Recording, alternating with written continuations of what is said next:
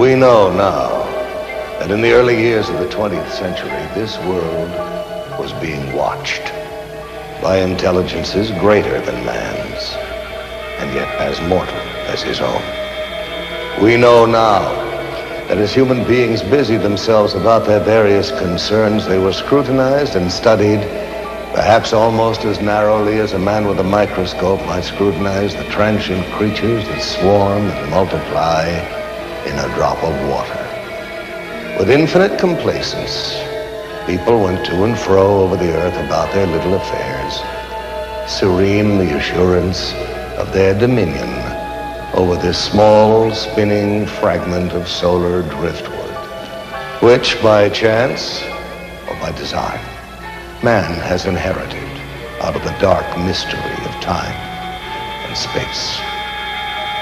Yet across an immense ethereal gulf, minds that are to our minds as ours are to the beasts in the jungle, intellects vast, cool, and unsympathetic, regarded this earth with envious eyes, and slowly and surely drew their plans against us. So began a science fiction bestseller published more than 75 years ago. H.G. Wells's War of the Worlds. It was written and read as harmless entertainment. Science fiction was just becoming popular. Fairy tales for adults. And yet that world of science fiction is all around us, right now, less fictional with every passing day. The evidence is here. Our planet is indeed being visited by intelligences greater than man's. They travel in spaceships, in flying saucers. People all around the world are seeing these craft. The Italians call them disci volanti, the French soucoupe volant, the Russians letayushchi targelki. In America, we call them UFOs. There are literally thousands of police and pilot reports of UFOs, and over 900 landing trace cases have been documented. Cases where soil chemistry has changed. Swirled circles that testify to tremendous centrifugal force where something massive landed. But what? The military spokesmen of the great powers are suspiciously silent. Only one thing is certain. No earthly power has built aircraft that execute right-angled turns at supersonic speeds. And such craft are consistently seen and photographed tracking our test planes and space vehicles. Where do these alien craft come from? And what are their powers? And why are they visiting us? Are they perhaps reminding us that we are part of a vast cosmic connection, that we have links, even kinship, with worlds beyond Earth?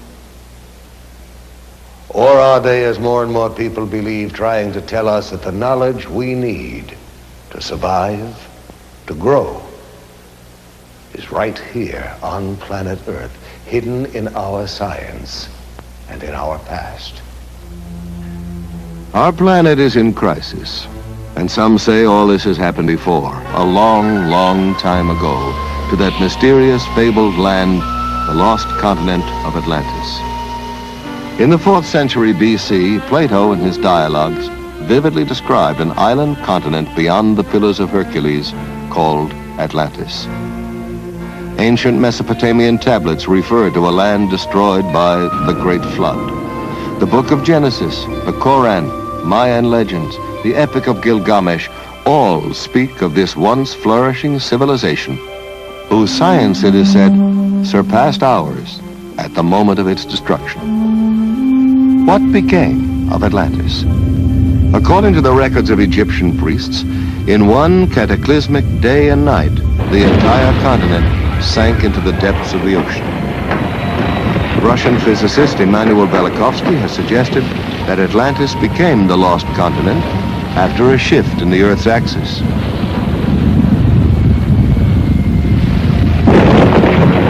famous psychic Edgar Cayce believed that by misusing the powers of the mind and interrupting the evolution of the planet, Atlantis became the victim of its own perverted super science. And the people of Atlantis, what happened to them? Were they all destroyed? Or did some survive the Holocaust and migrate by sea and air to other lands? Did some Atlanteans retreat into the ocean and establish a magnificent undersea kingdom that still flourishes there today?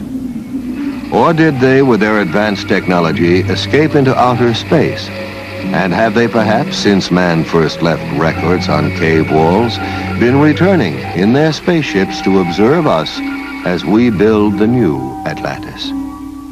What evidence is there that man himself was not the sole architect of the Earth's great ancient structures? Did we indeed get a little help from our friends from space? The Great Pyramid of Giza is the height of a 40-story skyscraper. It's built with 2.25 million stone blocks, some weighing 24,000 pounds apiece. Blocks supposedly hauled hundreds of miles by slaves and beasts of burden.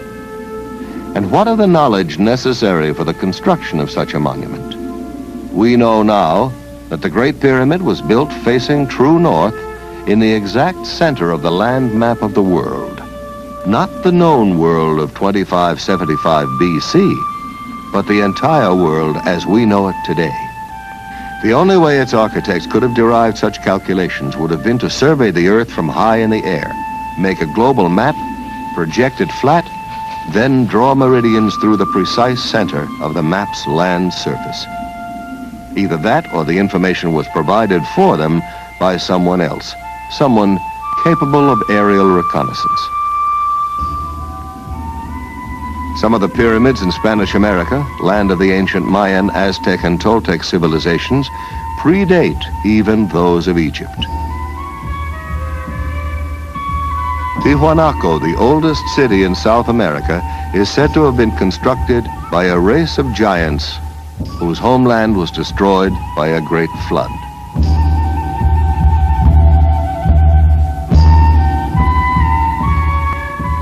Archaeologists have discovered amazing similarities in architecture and artifacts in Egypt and at Tiwanaku. Similarities which have led some scholars to suggest that these two civilizations might have a common source, that perhaps Egypt was the principal colony of Atlantis in the Old World, while Tiwanaku was one of the drowned continent's colonial outposts in the New.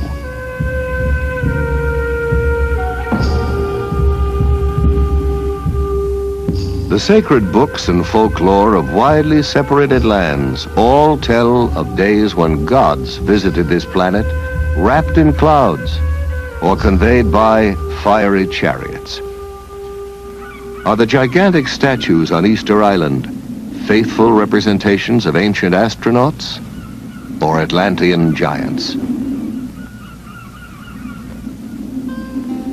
And what of Stonehenge, Neolithic computer of the Druids?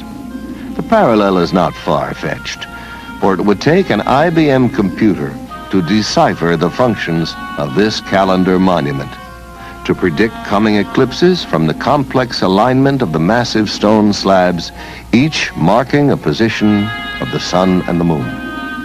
And more astonishing, the inner measurements of Stonehenge in England and the dimensions of the Great Pyramid in Egypt both indicate the precise number of days in a solar year, which seems to suggest that the architects of these distant structures had access to the same information, perhaps even worked from a master set of blueprints. The question is, why?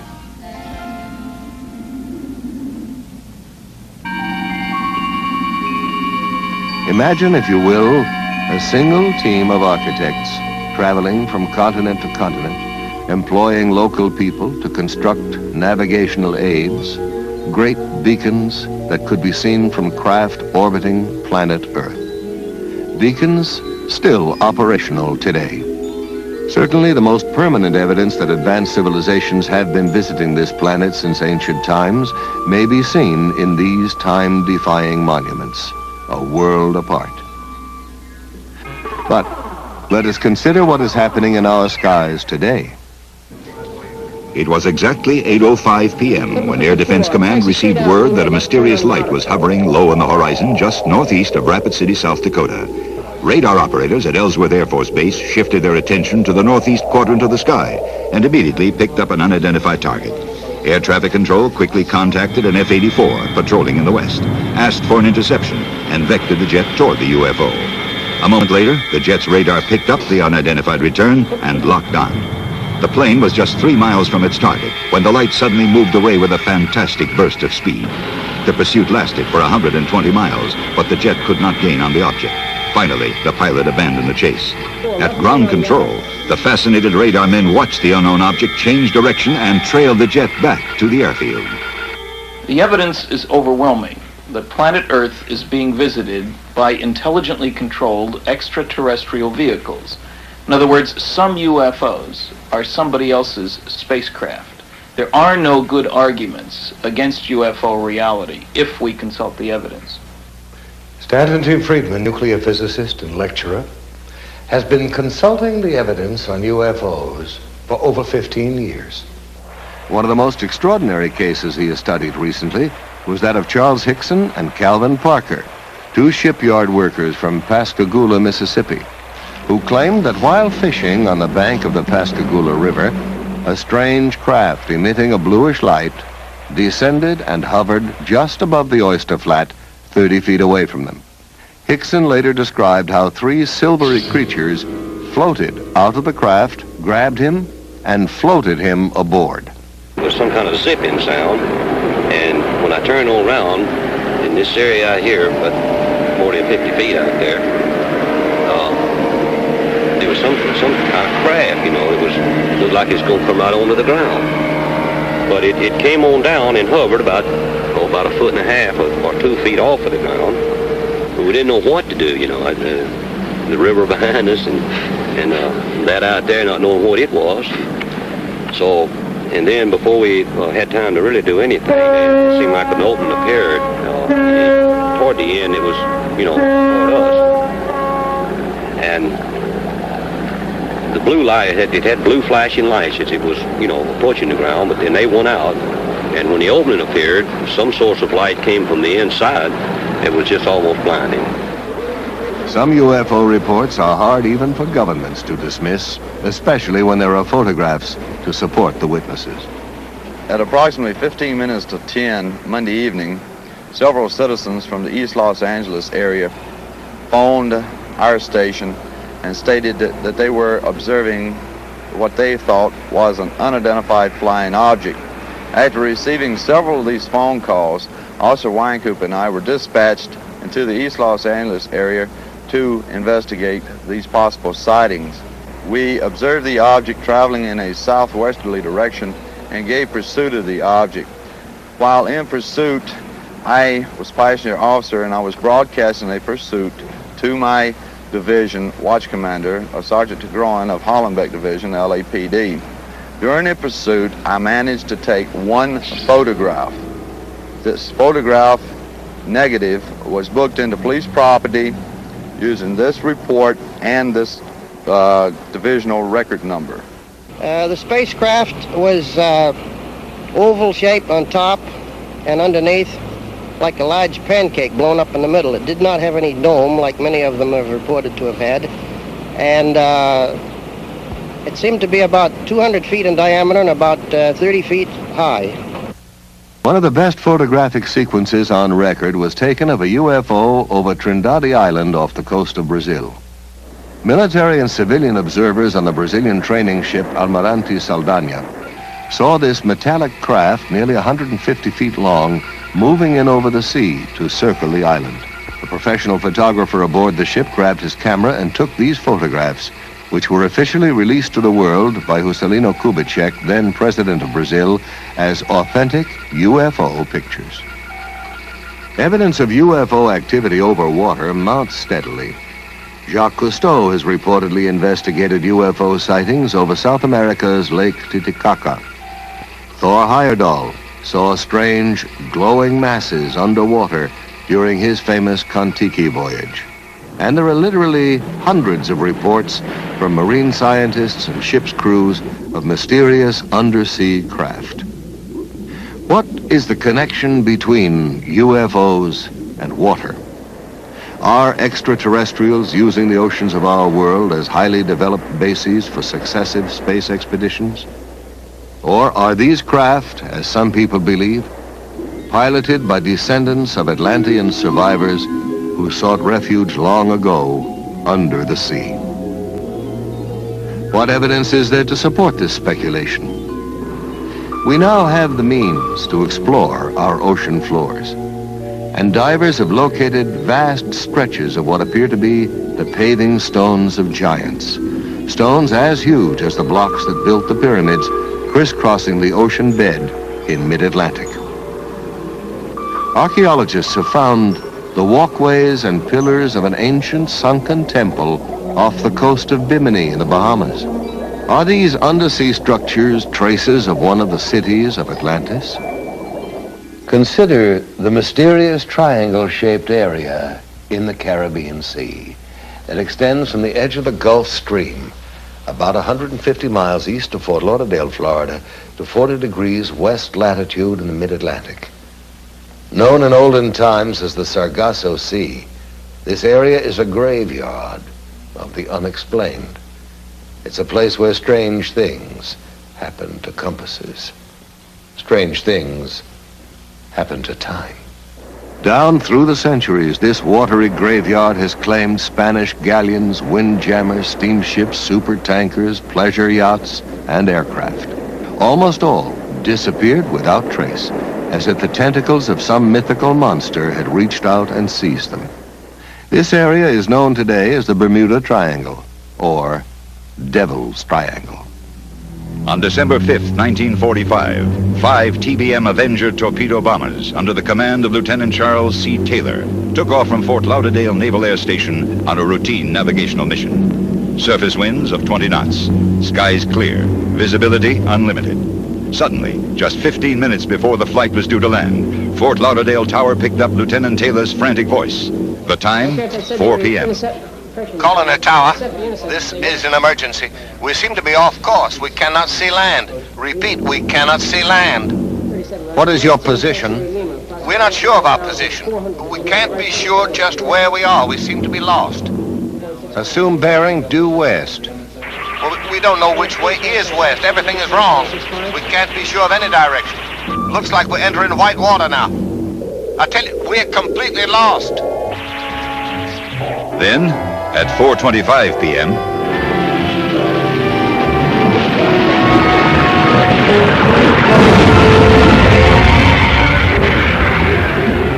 we're completely lost. And then, silence. Forever. Immediately, the Navy dispatched a Martin PBM Mariner flying boat, a huge craft with electronic tracking gear, with enough fuel to remain airborne for 24 hours. Aboard, a crew of 13. By 7:04 p.m., the Mariner 2 was missing. In 3 short hours, the Triangle had literally swallowed up 6 planes and 27 trained men.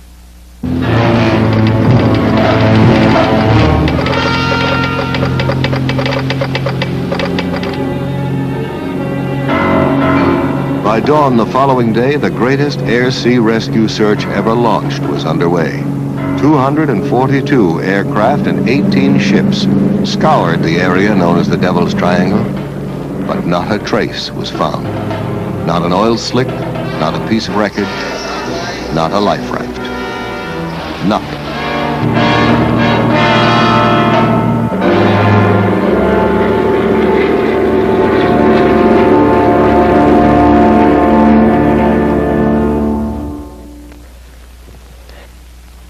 There's no comprehensive list of Triangle victims, but the litany of lost ships alone reads like a guest list from Davy Jones's locker.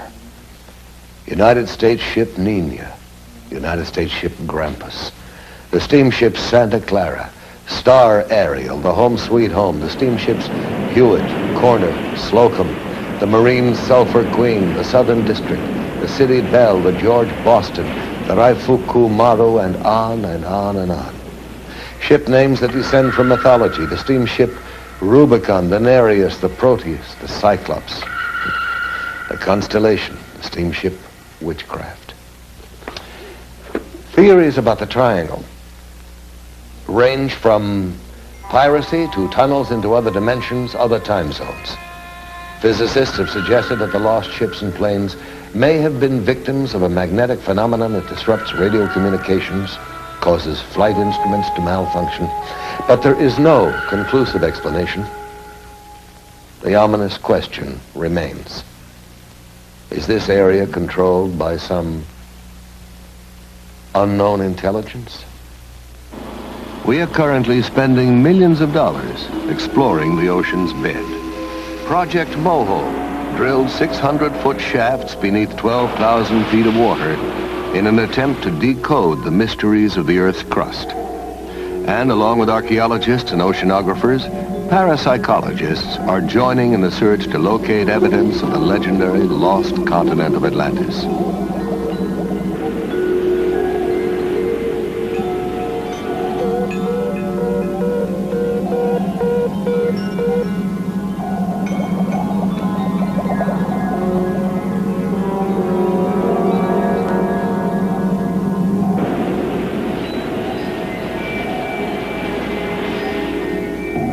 Myths from every country tell of gods and mermaids rising up out of the ocean. What if mythology is really condensed history, and the tales of these enchanted sea creatures are in fact eyewitness reports?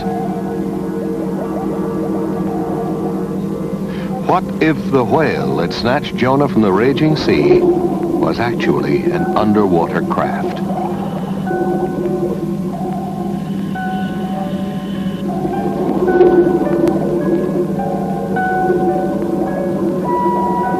Undersea colonization may be a reality within our lifetime. Oceanographic institutes like Woods Hole and Scripps are collaborating with the government in undersea lab experiments to prove that man can live comfortably in an aquatic environment for extended periods of time. In order to survive under the sea and in deep space, man is developing new tools, mind tools, telepathy, clairvoyance, psychokinesis. The young Israeli psychic Uri Geller, who's puzzled scientists with his ability to bend metal with his mind and to dematerialize objects, claims that the power to do this is channeled through him from an extraterrestrial intelligence. Well, if Geller is right, we all have a lot of new thinking to do. Meanwhile, the governments of both Russia and America are quietly sponsoring psychic research. Both countries have seriously considered using telepathy, the direct transference of thought from one mind to another, as a means of communicating with submarines and spaceships. Another country where ESP research is being carried out with the utmost objectivity is Czechoslovakia.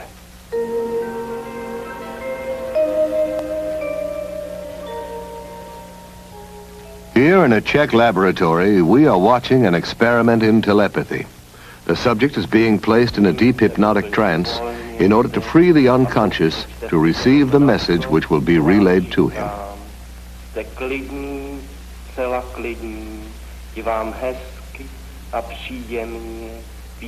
First, the subject is placed in a deep hypnotic trance.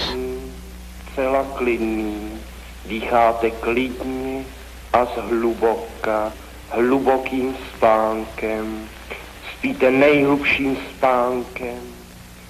In this experiment, it is essential that there be no outside interference, that the subject's mind be clear to receive the mental message that will be flashed to him. Now the experimenter, previously unknown to the sleeping subject, selects at random an envelope which contains the name of a spice, pepper. He tastes it, and then mentally tries to convey the actual taste of the spice to the hypnotized subject. Now the scientist is saying to him, what I taste, you also will taste. What is it? And the reply comes almost immediately, pepper.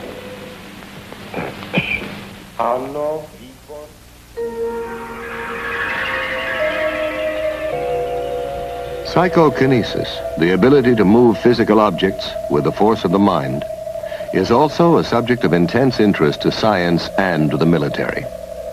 Here in Leningrad, under strictest test conditions, talented sensitive Nina Kulagina makes the magnetic needle of a compass rotate by sheer mind energy.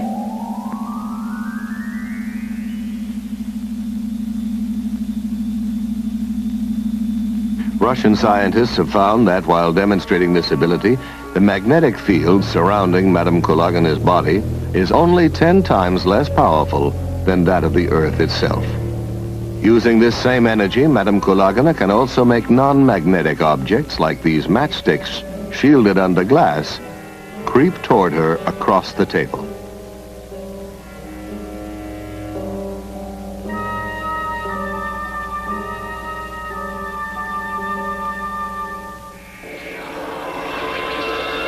In the Philippines, psychic surgeons are reportedly performing major operations on patients without using any surgical instruments and with no form of anesthesia or bleeding control. Yet the surgery appears to be painless and paranormal healing takes place almost immediately. The most publicized of the surgeons, Tony Agpoa, is removing a pituitary tumor from the forehead of a California businessman, Donald Westerbeck, who flew to the Philippines after doctors had warned him of the risks involved in traditional surgery. Here in Westerbeck's own voice is his description of the result of his operation. When I came to the Philippines, I was very dubious about this entire process, but I felt that it would be a shame to have the operation first and find there was any truth to the Philippine phenomenon. Whatever comes out may or may not be the right kind of tissue. It may well be symbolic, but it is now 2 years since that operation, and the symptoms, which were progressing quite rapidly, have pretty much disappeared. I know that whatever happened in the Philippines had a certain effect on the progress of what was happening within my head.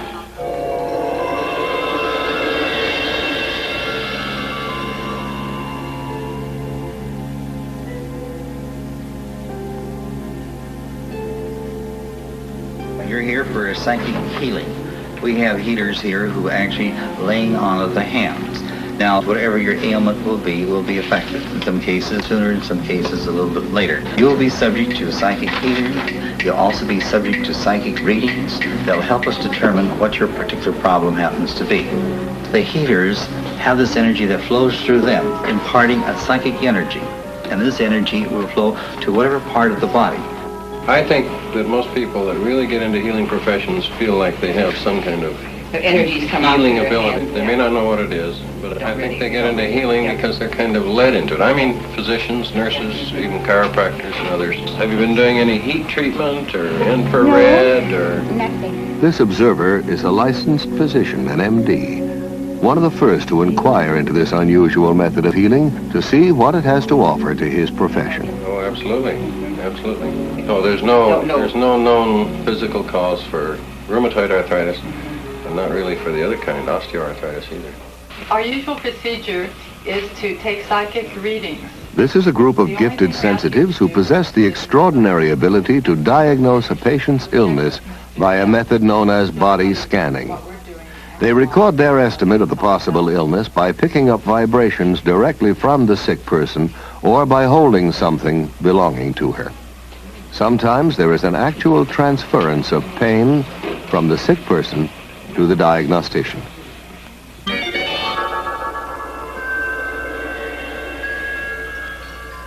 The idea of an energy field or an aura surrounding the human body goes back many centuries. In biblical paintings, artists attempted to depict it by painting halos or aureolae encircling the heads of divine religious figures.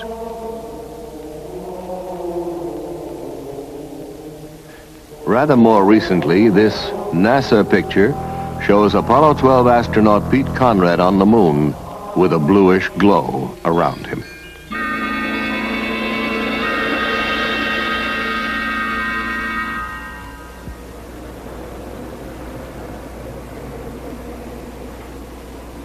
A leading American center of psychic research is the University of California at Los Angeles, where research psychologist Dr. Thelma Moss is experimenting with Kirlian photography, a revolutionary technique invented by Russian scientists Semyon and Valentina Kirlian, which captures on photographic plates the aura or energy field surrounding both organic and inorganic objects. Dr. Moss, could you tell us about your research here at UCLA? We've conducted about almost every area of research in parapsychology. That includes telepathy, thoughts going from mind to mind, moving objects at a distance. Primarily now, we're extremely interested in energy fields around the body. But probably the most fascinating work that we're doing right now has to do with a photographic technique that was first discovered in the Soviet Union called Kirlian photography, or more simply, electrical photography. And we've been able to get some pretty fascinating stuff on moving picture film using this technique, and I'd like to show it for you now, if I may. Okay, I'm going to turn on the film projector here, and we'll be taking a look at some of our work in motion pictures. Due to the efforts of experimental researchers such as Dr. Moss, the technique of Kirlian photography may soon be of practical use in almost every area of physical science. Inorganic objects photograph very differently from organic objects. Coins have a steady corona. We get the illusion that there is movement going around it, but the actual corona itself is static and its boundaries fixed, whereas human beings show a remarkably different effect. This is the right index finger pad, and we can see how brilliantly around his finger there are flares, and the corona keeps changing its pattern. We took a young lady and asked her if she'd get drunk. Here she is, 2 finger pads on her right hand before she's had anything to drink at all. And it is rather a placid effect. After 4 glasses of champagne, we see that she's become considerably brighter and the gaps have closed. And from the backs of her fingers are emitted sparks from time to time. After 8 glasses, she's in a much better state. From the rear projection of her finger pads, there are brilliant effects.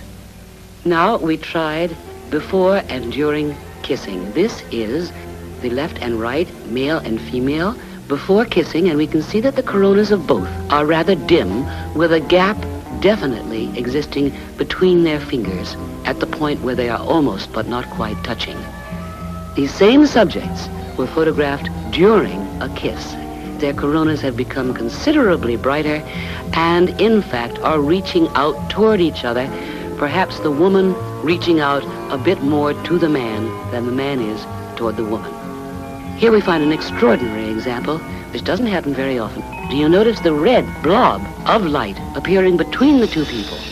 In anticipation, we like to think of the kiss to come. While kissing, the white and almost pink colors have become much more prominent, and it would seem the man on the left is perhaps enjoying the experience a little bit more than the person on the right. Now, Dr. Moss has also observed through the Kirlian process the dynamic interchange of energy between a psychic healer and his patient. Apparently, after a healing treatment, there's a sizable increase in the width of the coronae surrounding the fingertips of the patient and a corresponding decrease in the healer's corona. Another fascinating aspect of Kirlian photography is known as the phantom leaf phenomenon. People who've had a limb amputated often say that they can still feel it, even complain of absent fingers or toes that itch. Now this, according to scientists, can be explained by the persistence of old sensory patterns in the brain. But for years, psychics have claimed that they can actually see phantom limbs still attached to the body. And now the Kirlian technique supports their claim. In Dr. Moss's laboratory, first they photographed an intact leaf, then cut away part of the leaf and photographed it again. For a short time, a phantom counterpart of pure energy remained where the leaf had been cut. making up a complete sparkling outline of the whole leaf. One of the most dramatic things in Kirlian photography is the phantom leaf effect. Here is a leaf on the left side. It has been cut. We turn on the Kirlian equipment by placing an electrode, and here we see no phantom. Where the leaf has been cut, there is a kind of gap. However, by lifting up the electrode and replacing it very vividly, you can see the brilliance of the phantom effect. Extending beyond the boundary of the cut leaf, we can see flares coming out from various parts of the leaf and from its cut end. We cannot explain the effect. We simply know that it exists and that we can take it. About 30% of the time, we obtain this phantom effect. Dr. Moss, have you investigated any other types of psychic phenomena? Oh, I'm called on frequently. Psychotherapists sometimes bring their patients in because they've got some problems. One of the strangest areas of all is when we are called, I would say we get 100 calls a year, to find out about haunted houses. People think their houses are haunted. And we did one extraordinary investigation with interesting results of a haunted house here in Los Angeles for the American Society for Psychical Research. Not far from UCLA is still another haunted house, inhabited by Mr. and Mrs. Robert Rice, their 5 children, and a ghost. Mr. Rice, when were you first aware that your house was haunted? It was the holiday season of Christmas in 1969. Did you see or hear something? Well, it was more of a feeling than either sound or sight. It was one of these things that there was an extremely strong presence in the house, and I got up, I'd say it was 1 or 2 o'clock in the morning, and began to look around the house. I searched all the rooms expecting to find a burglar, but there was no one in the house, but a very, very strong presence. Soon after this, Mr. and Mrs. Rice called in a psychic to find out if their house was indeed haunted. They were told that the ghost was that of a young architect who had become very disturbed and hanged himself upstairs in the attic bedroom.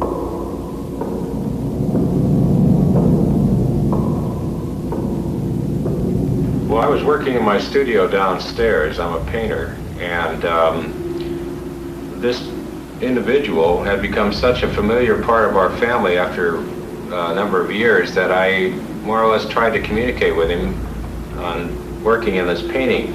I saw a man about 5'7", very thin, dark complected, wearing a white shirt rolled up to the sleeves, open collared dress shirt, dark pants, and black shoes. There was an immediate effect of the painting taking shape. It was almost as if it were directed, although I didn't move my hand.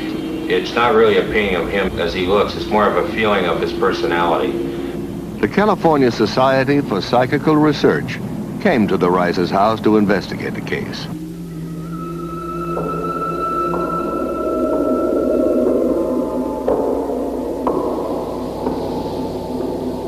And they went through the house and the different parts of the house, wherever they were, that they felt something, they would record that. They felt very strong feelings of him upstairs where he was supposed to have hung himself. There were unusual noises up and down the stairs, and it sounded like someone walking up and down the stairs.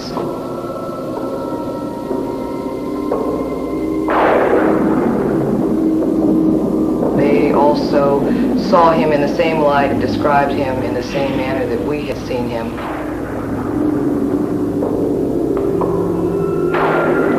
Much of their conclusions concurred with what we had told them ourselves.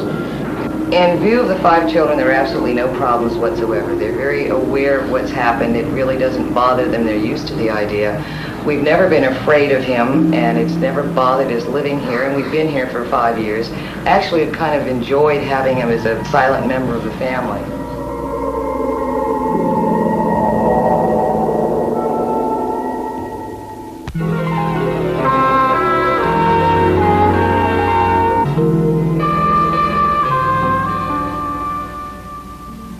I am Lucretia Black, and I am a witch.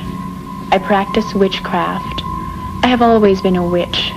I was born a witch, I was raised a witch, and my mother, grandmother, and great-grandmother were all witches. What is a witch? It's a psychic female who can project her energies and invade other people's subconscious minds, forcing them to do things they would not normally do.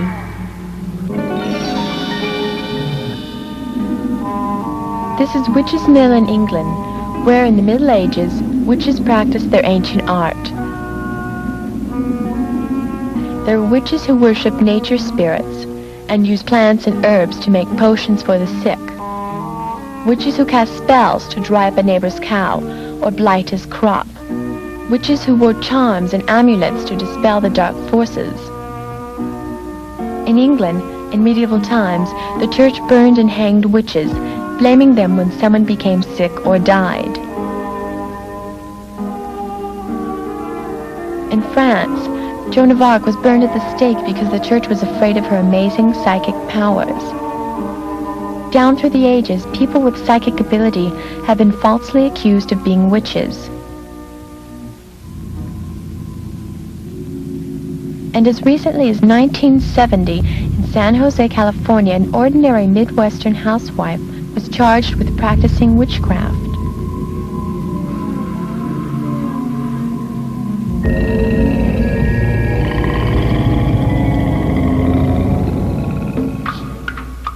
For years, we have seen people lying on beds of nails or walking on sword blades, and we've thought it was magic or fakery. Now we're beginning to understand there is a thin line between magic and what we call mind over matter. And science has begun to study the people who perform these feats. Here in Hawaii, members of an ancient tribe walked barefoot through fiery coals without suffering pain or injury to their skin.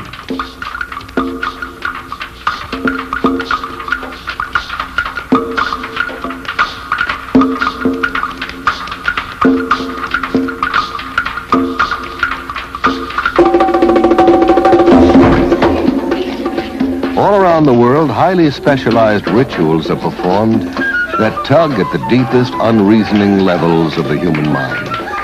In Brazil, voodoo cults still flourish. Ceremonies are enacted where voodoo priests invoke the spirits of the dead to take vengeance on the living. Animal sacrifices, chanting, beating drums incite the crowd to near hysteria.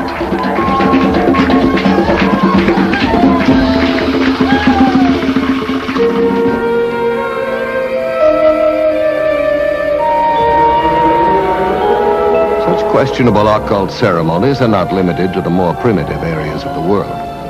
In San Francisco, as in other American cities, Satan is alive and well. And to prove it, here, with the full cooperation of the men and women involved, is an actual celebration of the Black Mass. In nomine Dei nostri, Satanas Luciferi excelsi. In the name of Satan, the ruler of earth, King of the world, open wide the gates of hell and come forth to greet me as your brother and friend. Grant me the indulgences of which I speak, for I live as the beasts of the field, rejoicing in the fleshly life. I favor the just and I curse the rotten. By all the gods of the pit, I command that these things of which I speak shall come to pass. Blessed are the strong, for they shall possess the earth.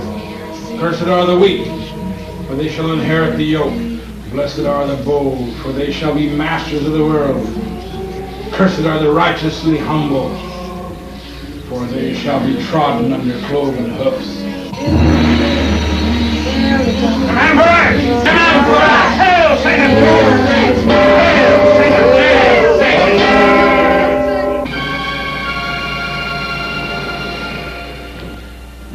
Some people still allow themselves to be seduced by the theatrics of dark and sterile practices. But most of us are reaching out to a new, exciting future. There is now a generation born to the knowledge that man can leave the earth. A generation prepared, even eager, for contact from beyond earth. And we're beginning to explore inner space to learn about the amazing psychic potential of the human mind. Where then do UFOs fit into our newly expanding awareness of the paranormal? Perhaps investigative reporter Ralph Blum, author of Beyond Earth, a book about man's contact with UFOs, could answer that question for us. Mr. Blum, what do you think about the UFOs? I think we have to consider them as an example of Murphy's Law. Murphy's Law says that if something can possibly happen, it will. There doesn't seem to be much doubt that UFOs are happening, that they are real physical objects occupying both physical space and time. But the data also implies that UFOs may not actually fly here over vast, enormous distances, but simply materialize here, function as physical craft while in our atmosphere, and then dematerialize. I've interviewed Air Force pilots whose mission was to acquire UFO footage, men who've tracked and photographed UFOs and then just watched them vanish. Professor J.H. Bruning of the University of Mississippi has pointed out how closely a UFO experience resembles a psychic event. In both instances, something that, according to the rigid rules of science, shouldn't be there, appears and violates the known laws of space and time and gravity. Ghosts and UFOs seem to have a lot in common. Ghosts materialize, seem to float or hover above the ground, often communicate telepathically, then dematerialize, just like the reports of UFOs and their crews.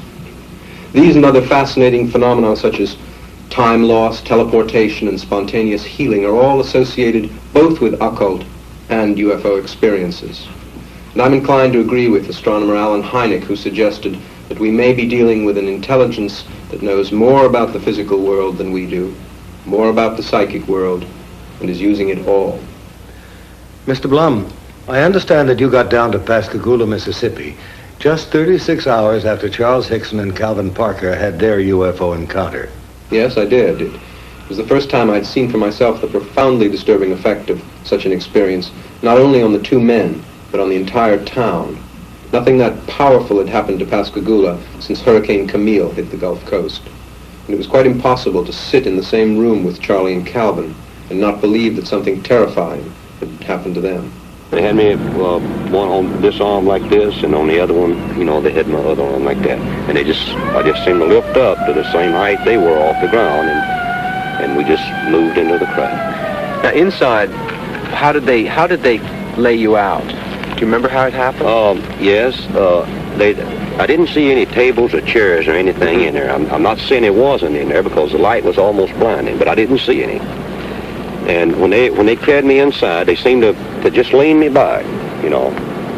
And this eye, well, I keep referring to it as an eye, it moved up in front of me about this close. Mm-hmm. And it started right at my eyes, looking me right in the eye. Uh-huh. And it hesitated there for a few seconds, and it just started moving over my entire body.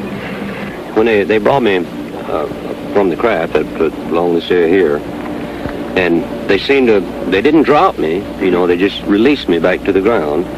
And I fell. I don't know why my legs were weak. I don't know why it was the fright or what it was, but I fell onto the ground.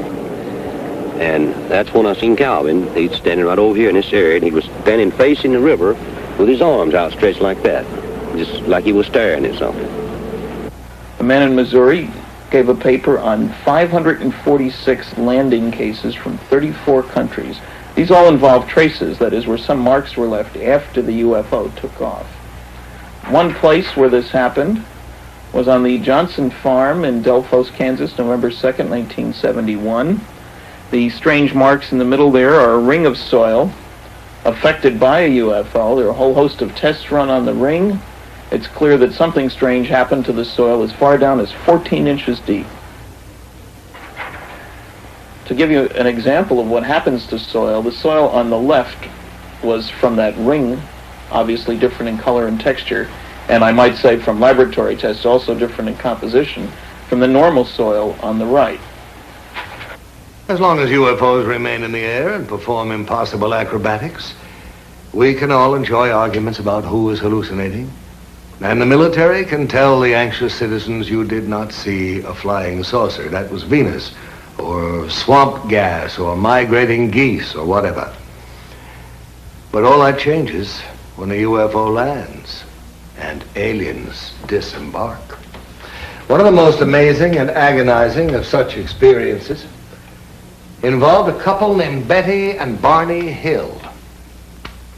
While driving through the White Mountains of New Hampshire in 1961, the Hills lost several hours on the road. Unable to account for the missing hours and plagued by recurring dreams, they finally sought psychiatric help. While under time regression hypnosis, both Barney and Betty Hill relived being taken aboard a strange, glowing craft manned by beings not of this earth. While aboard, they were given an extensive medical examination and told that they would not remember what had happened to them. This is a model of one of the UFO occupants as described by Betty Hill under hypnosis. They were under 5 feet tall, with grayish skin, and communicated by some sort of thought transmission. In contrast, the creatures that floated toward Charles Hickson appear to have been servo mechanisms or robots. The pointed spike ears prompted astronaut Brigadier General James McDivitt to suggest that they were probably some kind of advanced radar device. Another version of what they look like, this is a drawing made by an artist, a composite based on hundreds of eyewitness reports. And obviously most landings don't get reported. This character is about 4.5 feet tall or so, 2 arms, 2 legs, a head and a body. Slightly different facial features, obviously not like any of our friends down here on Earth.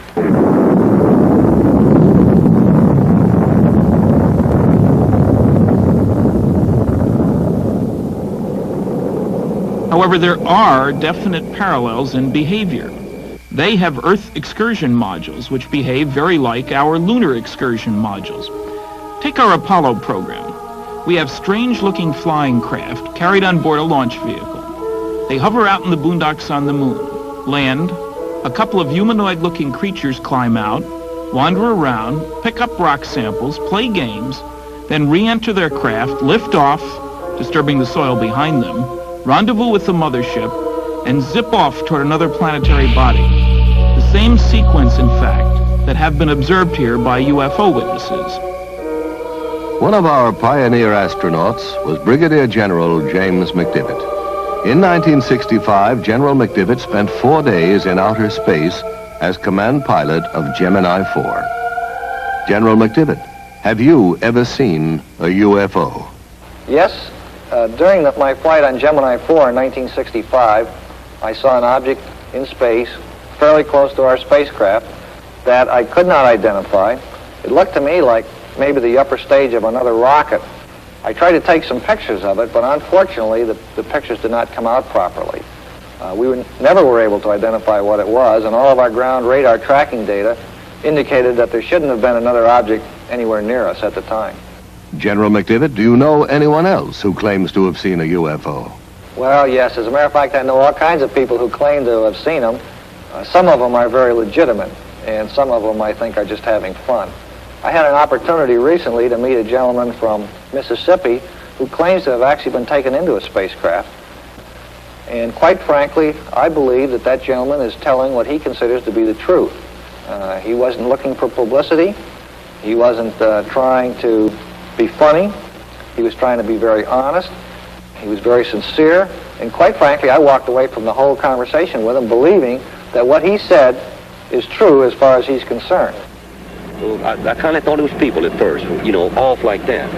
But of course, when they appeared there in front of me, it was the most shock I've ever had in my life. They were shorter than me. I'd say about 5'2" or 3", and they didn't have a neck. Their head, it seemed to come directly to their shoulders. And they had something that came out to a point about where a nose would be, and on each side the ears. And I believe that they looked like they were a little longer on the ears than the nose. But it seemed to me when they came out that doorway, or that opening or whatever it was, then just almost instantly they were right there on us. Their arms, they had arms, and I saw the arms moving here and in the shoulders. But they had weld. I mean, their fingers were weld, and then they had something like a thumb, and they were like this. Mm-hmm. Can you tell me about the lie detector test? When they were asked to come over here to talk to these people, they had in their mind that it was just a big joke. And if I understand it correctly, they ran one test on Mr. Hickson. The machine showed that he was telling the truth. Then they run another one, And then the examiner, he began to wonder himself. So he ran the third test, and he believed just what Mr. Hickson had told him. Sheriff Diamond, can you tell me just what happened that night? We questioned them at length. And then we left the room and recorded every all the conversation they had. Recorded between the two of them. And one of them kept wanting to pray. And he said, after all I went through on this earth, I said, why should I have to see something like this? Calvin Parker, I was questioning him, and at one time he wanted to climb the wall.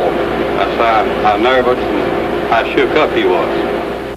But since I was down there, and since I was a physician, and several other scientists and investigators were asked to consult and look into the situation, I was asked, would I mind if I would be present, and I said I wouldn't mind at all. And while it is still very difficult for us to believe that a spaceship landed and that robot-type creatures came out and actually took these two people into the spaceship, these men, in my opinion, believe that they saw this and that they were being honest in reporting what they have reported.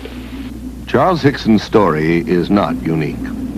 UFOs first soared into the news in this country in 1947 when pilot Kenneth Arnold saw 9 disc-shaped objects skimming along at high speed and in an unconventional manner, like a saucer would if you skipped it across water. A newspaperman who interviewed Arnold coined the term flying saucer, and over a quarter century of sky watching began. For 28 years, these metallic disc-shaped craft, tens of meters in diameter, have been seen around the world, from Paris to Papua to Pascagoula. Although science has failed to supply a generally accepted explanation of UFOs, the subject has been investigated by the United States Congress. In 1968, Congressman J. Edward Roush of Indiana chaired the House Committee on Sciences and Astronautics Symposium on UFOs. Congressman, do you believe UFOs are somebody else's spacecraft? Well, I hesitate in answering the question only because of this. I don't know, but my imagination tells me that perhaps, just perhaps, there is something that would permit a man to travel faster than light. Perhaps there is something that would permit an intelligent form of life from another planet revolving around another star to make that long trip. And that way they left out hundreds of reports by... For more than 20 years, Major Donald E. Kehoe, U.S. Marine Corps retired, has been reporting on the world of flying saucers. I understand, Major Kehoe, that like physicist Stanton Friedman, you believe that we are being visited by intelligently controlled vehicles from other planets. I do, and I agree with the Air Force. They've had a secret conclusion to that effect since 1948. A few years ago, I conducted a symposium here on Capitol Hill, and the participants of this symposium were scientists of some renown. And they were scientists who had an interest in UFOs. And during the course of that symposium, photos were presented which purported to be UFOs. One of the scientists who analyzed the photographs at Congressman Roush's hearings was Dr. Robert M.L. Baker, Jr., who has consented to evaluate for us 2 UFO films from the files of the Smithsonian Institute in Washington, D.C. We see here the Montana 1950 film showing 2 bright objects taken by Nicholas Mariana of Great Falls, Montana. The natural phenomena that is often given as a source of these images is airplane reflections. Airplanes, unless moving at unrealistically high speeds, would have to be so close to the observer as to be identified as airplanes in order for them to portray the kind of motion seen on the film. I don't concede these images to be airplanes, airplane reflections, comets, or other well-understood natural phenomena. We don't know whether these are sophisticated weapons. Everyone denies that they are. Our own country denies that they are sophisticated weapons of this country. This film was taken in 1952 by Delbert Newhouse, a Navy photographer, near Tremonton, Utah. He estimated that there were approximately a dozen metallic objects shaped like 2 saucers, one inverted on top of the other. The official explanation was that the objects were a flock of soaring gulls. But Dr. Baker had this to say. Birds, such as gulls, simply don't make the kinds of accelerated turns at high speeds that were measured on the film. There also exists some meteorological data that would indicate that there were no updrafts that could have allowed the birds to maintain flight for long periods by simply spiraling. It would seem more likely to me that it is some natural phenomena or even possibly something from outer space. There is, however, another theory. The Bermuda Triangle is not the only area in which navigators have been troubled by the odd behavior of magnetic compasses. As every school child knows, something strange happens to your magnetic compass as you voyage into the Earth's polar regions. Scientists have turned to space, to the upper atmosphere, even to the sun, to account for this magnetic anomaly. But responsible reports suggest a greater mystery. A large concentration of UFO sightings in the Arctic and Antarctic has led some experts to speculate that these regions may serve as landing bases for extraterrestrial craft. It's even been suggested that the flying saucers, in fact, emerge from and re-enter the Earth's interior by polar doorways, and at the center of our planet is their true place of origin. In 1947, Rear Admiral Richard E. Byrd, in command of the U.S. Navy Task Force, flew 1,700 miles beyond the North Pole, not as would be expected over frozen icy wastes, but across a vast land of mountains, freshwater lakes, rivers, green vegetation, and animal life, a land not recorded on any map. From the evidence provided by Admiral Byrd and other famous explorers of the Arctic and the Antarctic, it has been suggested that the Earth is not, as we have been taught, a solid sphere with a fiery center of molten metal, but is in fact a hollow shell, in which a small amount of the original fire remains to form a central sun capable of emitting light and of supporting plant growth. It has even been claimed that the huge mammoths found frozen in the polar ice are not prehistoric, but were animals from the Earth's hollow interior that wandered to the surface and froze to death. Proponents of this theory estimate that the Earth's crust is approximately 800 miles thick, with openings at its polar extremities.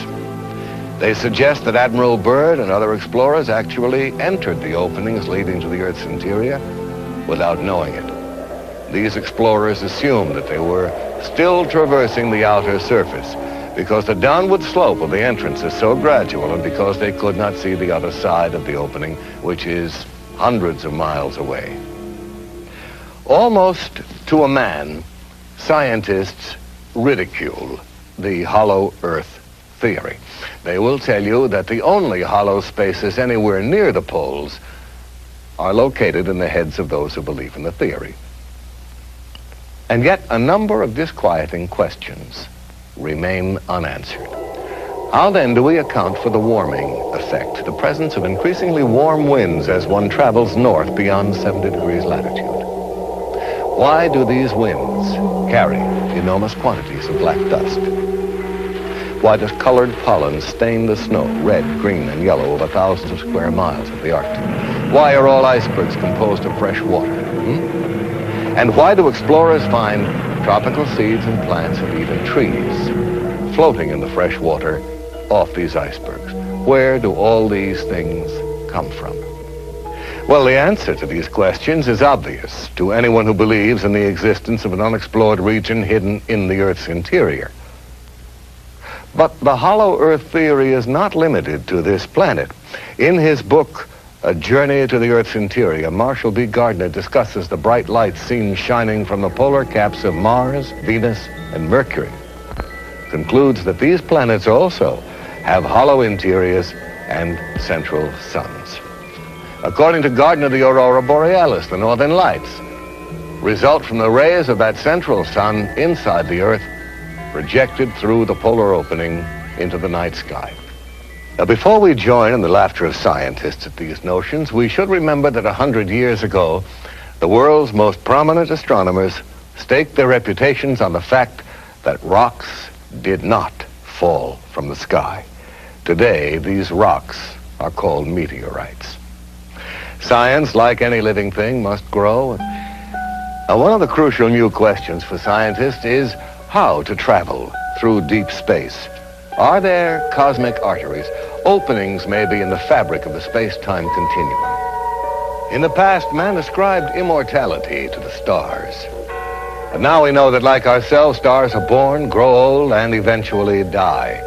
At the end of their lifetime, stars only a little heavier than our sun suddenly blaze up in a supernova explosion, becoming giant galactic flares that collapse into white dwarfs and then eventually burn out to become black dwarfs, each about the size of the Earth. If the star is somewhat heavier, it will collapse to a much smaller and far more compressed neutron star about 10 miles in diameter. But what happens to stars at least 3 times the size of our sun? Those which do not reach a quiet old age as a neutron or dwarf star. Scientists believe that the collapse of these enormous stars is so powerful that once it begins, nothing can ever stop it. They continue to shrink until the gravitational field surrounding them is so strong it becomes completely closed off from the rest of space. Nothing that enters this region can ever escape, not even light.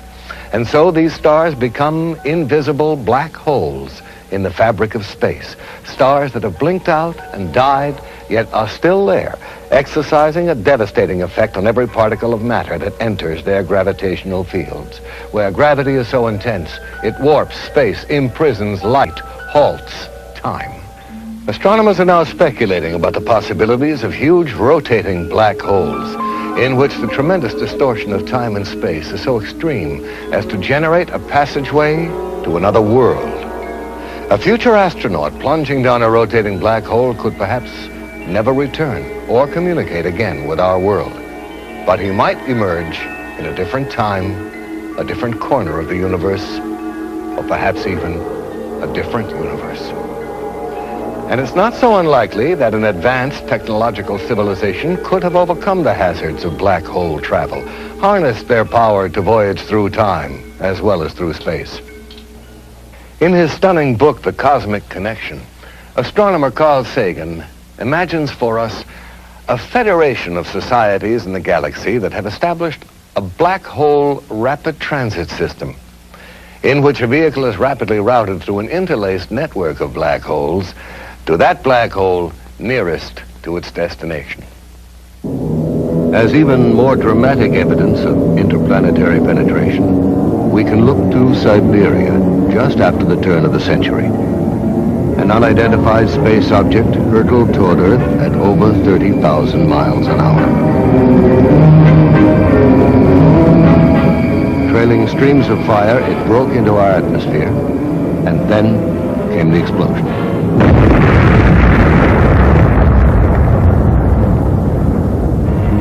Equal in force to a thermonuclear blast. A huge mushroom of fire and smoke, an explosion like none recorded on Earth before that left traces of radioactivity and felled trees within a 40-mile radius. And yet there was no sign of a crater. On January 7, 1948, officials at Godman Air Force Base near Fort Knox, Kentucky, observed a strange object passing over them at high speed. Minutes later, at 2:30 p.m., a squadron of P-51 fighters approaching from the south was asked by the Godman Tower to investigate the UFO. Captain Thomas Mantell, the squadron leader, left the formation and began to climb. At 2:45, Mantell notified the tower he was at 15,000 feet. There's something in sight above and ahead of me. Some kind of a huge metal object, but it's not a plane. I'm going to 20,000 feet. At 3:15, Mantell radioed again. It's now directly ahead of me and moving at about my speed. I'm trying to close for a better look. That was Captain Mantell's last transmission. All further attempts to reach him failed. Less than an hour later, searchers found the plane. Mantell was dead. His shattered watch had stopped at 3:18. Does our military have in its possession the twisted metal remains of crashed UFOs, the charred bodies of space crewmen? I don't know. There are no easy answers. But one thing is clear. With the formidable resources at its disposal, the American military has to have the best collection of UFO data in the world. And I really think it's time they shared that data with the people. I must say I have some sympathy for the military, especially the Air Force, whose province is, after all, the wild blue yonder. What do you do when something unknown is penetrating your airspace and you can't cope with it? The bureaucratic solution seems to be, when in doubt, classify.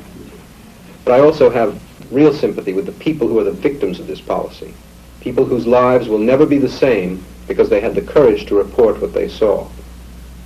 I admit some people have been seeing some pretty strange things lately. One of the strangest and most bizarre is the appearance of huge hairy creatures that walk upright on two legs and are frequently sighted in areas where UFO activity has been reported.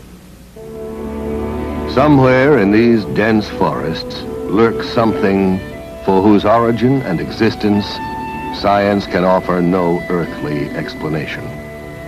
Called Sasquatch in Canada, Bigfoot in the western states, Folk Monster in Arkansas, Momo in Missouri, Skunk Ape in the Florida Everglades, these foul-smelling giants, some of them reportedly 10 feet in height, crash around in the undergrowth, uproot trees, invade logging camps, and terrify witnesses.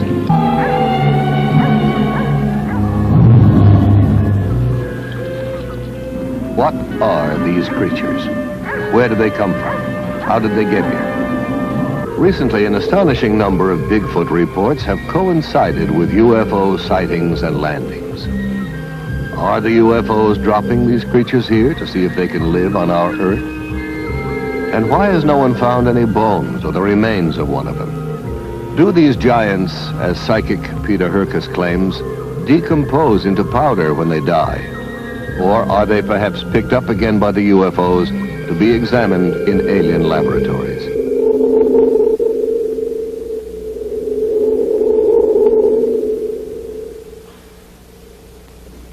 Is the Bigfoot a cosmic mutation? Incredible as this notion may seem, we're contemplating even stranger possibilities in our own laboratories. In 1818, when Mary Shelley first conceived of the Baron Frankenstein, the idea of one human being fabricating another was sheer fantasy. Now the inconceivable has become a near reality, as scientists around the world do research in the new and ominous field of genetic engineering. By a process known as cloning, we can now reproduce genetically identical copies of an individual organism. Already, experiments in cloning plants and lower animal forms have been successful. The way has been paved for similar experiments with human cells. At the University of California at San Diego, Dr. Walter Desmond is carrying out research in cloning. In this laboratory, we're working with a variety of cultured cell lines. These are cells originating from various tissues in the body, which can grow essentially forever in culture vessels. The material from which we start, the animal tissue, is made up of a number of different kinds of cells. Since we are often interested in studying only one cell type, it is desirable to have cultures which come from a single cell. We would expect then all cells in such a culture to be identical. This is accomplished by cloning, putting a very small number, even one cell, in a culture dish and allowing the individual cells to grow. Colonies of cells arising where there was originally only one can be isolated and studied with the assurance that all of these cells are of identical origin. There is still some question whether cells of higher animals have this potential. At the University of Indiana, Dr. Janice Brothers has been doing extensive work on the development of lower animal forms, such as salamanders, from a single parental source. Thus, the new specimen salamander grows up to be essentially an identical twin, a generation removed, of the single parent. Axolotls are a type of salamander which come from Lake Yacamoco in Mexico. The axolotl is useful to scientists because many mutations have been described in this animal. The development of each characteristic of the body is controlled by genes. A change in a gene is called a mutation. Some of the mutations that have been found in the axolotl affect the development of the eye, heart, legs, skeletal system, and the pigment. The golden and white axolotls are animals which have pigment mutations. The 4 large dark axolotls swimming in the aquarium are a clone of nuclear transplants made by transplanting a nucleus from the cell of a normal embryo into an egg which has abnormal cytoplasm.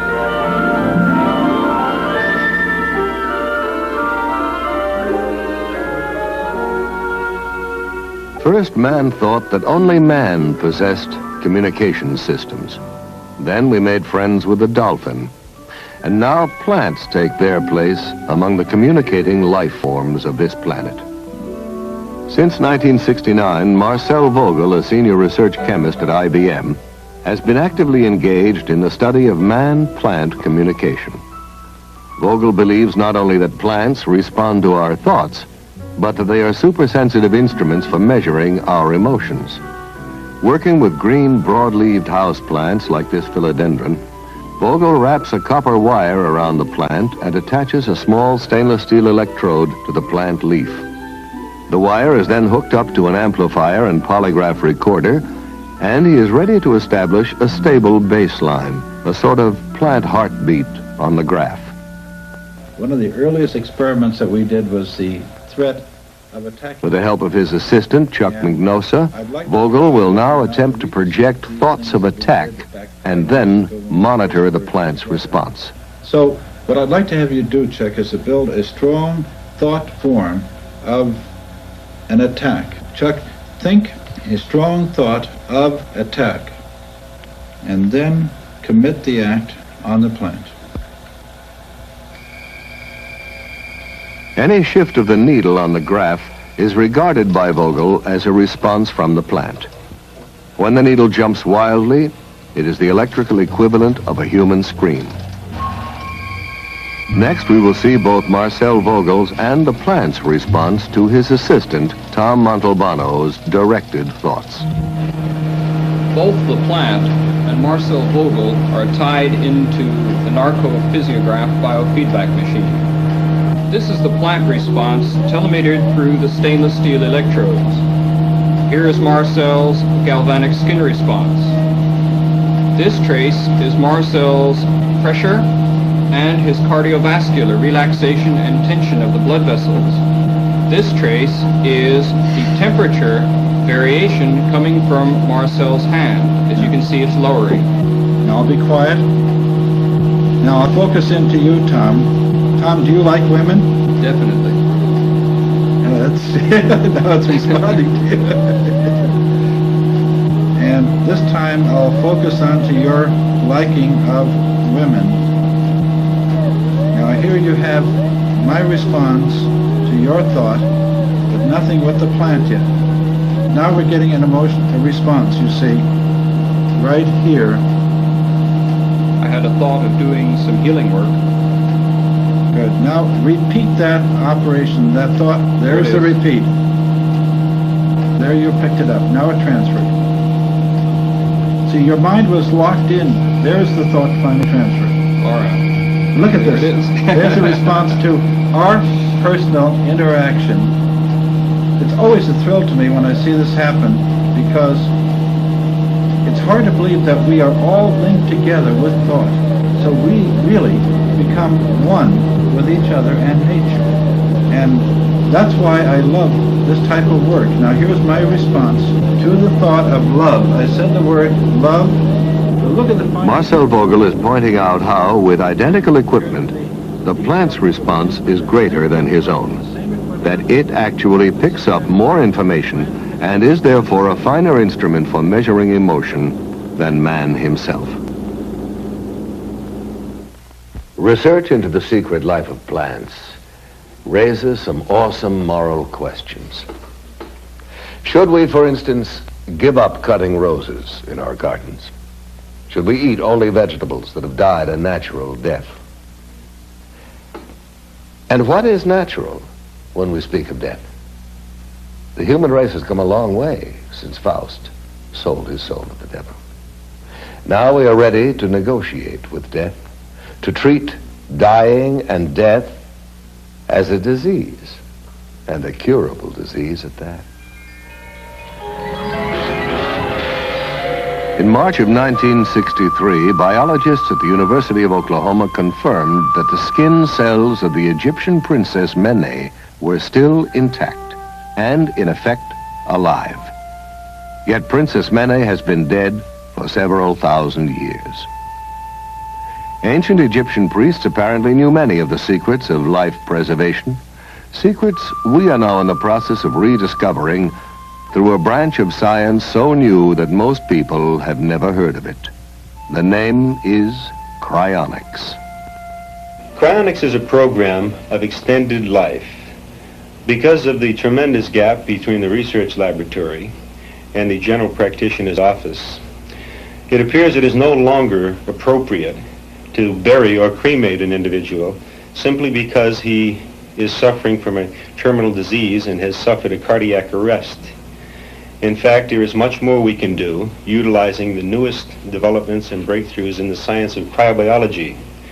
In fact, cryonics regards dying and death as a disease, most serious indeed, but not necessarily incurable. How do you cure a patient of death? Well, under ideal conditions, a patient would be in a hospital, and just seconds after cessation of heartbeat, death certificate would be signed, constituting legal death. Immediately, the patient's body temperature must be reduced to 0 degrees centigrade just as soon as possible. This is accomplished by usually placing the patient in a cold bath solution and rapidly reducing the body temperature. The purpose is that we are trying to reduce the metabolism. We are trying to slow down the dying process as rapidly as we can. Preparing the body for the second phase of cryonic suspension, which is perfusion, where the body is actually brought down to temperatures all the way down to 300 degrees below zero. This process of perfusion consists of replacing the blood in the body with a biological antifreeze that protects the cells from these very, very low temperatures. Once the patient has gone through the perfusion process, they are placed in a temporary environment of dry ice until a capsule has been prepared, a cryogenic storage vessel made out of stainless steel that will contain the patient's body and also provide the low temperature refrigerant. In this case, we're using liquid nitrogen, which has a temperature of minus 320 degrees Fahrenheit. At this temperature, for all practical purposes, time ceased to exist. We are not in the business or interested at all in freezing dead bodies and trying to bring them back to life. In fact, what we are doing is we are slowing down by utilizing low temperature biology. We are slowing down and stopping the dying process just as soon as it legally becomes possible. The churches are very much in agreement with the objective of extending and saving precious life. Here we have a young lady who was placed in cryonic suspension, and actually the church not only agreed with the procedures, but actually provided a Monsignor to come down and bless the capsule in the hope that indeed that this woman could be saved. How did you become interested in this research, Mr. Nelson? Well, as a child, I was fascinated with the phenomena of hibernation, how animals could survive long, foodless, cold winters. Most recently, we had a real example of a human being, a young man by the name of Armando Sacaros, who wanted to escape from Cuba. And he conceived of the idea of stowing away in the wheel well of a high-flying jet. He didn't realize that the ordeal that he was about to encounter was a situation where the altitude at 39,000 feet does not have enough oxygen to sustain life, or that the outside temperature was minus 40 degrees, and that the wheel well is not a pressurized compartment. Any one of these factors could have and should have taken his life. 8 hours later, when the plane landed in Madrid, Spain, young Armando fell out onto the pavement, frozen, no heartbeat, and to the astonishment of everyone, about an hour later, they detected a faint heartbeat, and several days later, he was nearly recovered, and 56 days later, he left the hospital well. Scientists from around the world came and examined the young man, marveled at what he did could not be done by their present understanding, and the ultimate conclusion was that Armando Sacaros was indeed the first artificially induced case of human hibernation. In the past several years, NASA has been allocated millions of dollars for hibernation research as a possible aid to space travel. Now, personally, I think it would be a very brave man who would agree first to be frozen alive and then sent out in a rocket to Mars. Is it possible, in fact, Mr. Nelson, for people to be cryonically suspended while they are still clinically alive? Not legally in this country today, in my opinion. We often have requests from patients, terminal patients, who are suffering terribly from cancer or other diseases, and who would like to have their bodies cryonically suspended as soon before they suffer the final stages of death and the agony and so on. However, it is not possible because of the legal definition of death. The process cannot be started until cessation of heartbeat. But it definitely would be to their advantage biologically, medically, and I hope someday that we will be able to actually apply these procedures to patients when they are in a terminal condition, if that's what they desire. To some people, this is one of the most gruesome, I might even say chilling, developments of the biological revolution. But not, I think, as threatening or as mind-stretching in its implications for the future as is cloning. I recall reading a French essayist who suggested that when man is on the verge of creating life, God will return. He will smile wryly and announce, "Closing time, gentlemen, please." You know, not long ago, the concept of growing a whole organism from one cell, asexually, in a laboratory would have seemed impossible. But already scientists are contemplating the cloning of human life. Dr. Richard Siegel, professor of genetics at UCLA, has agreed to discuss some of the ethical, the social, and even the political implications of science interfering with evolution.